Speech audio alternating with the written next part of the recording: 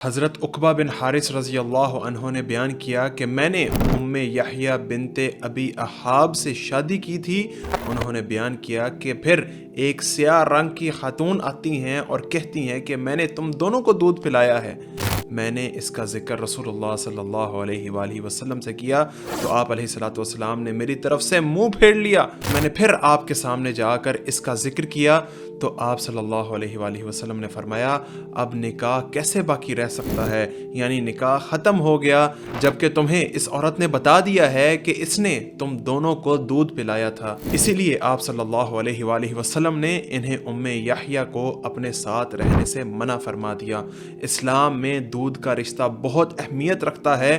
اگر کسی عورت نے 2 بچوں کو دودھ پلایا ہو تو وہ دودھ کے بہن بھائی بن جاتے ہیں اور ان کے درمیان شادی حرام ہو جاتی ہے، بالکل اسی طرح جیسے حقیقی خون کے رشتہ داروں میں شادی حرام ہے۔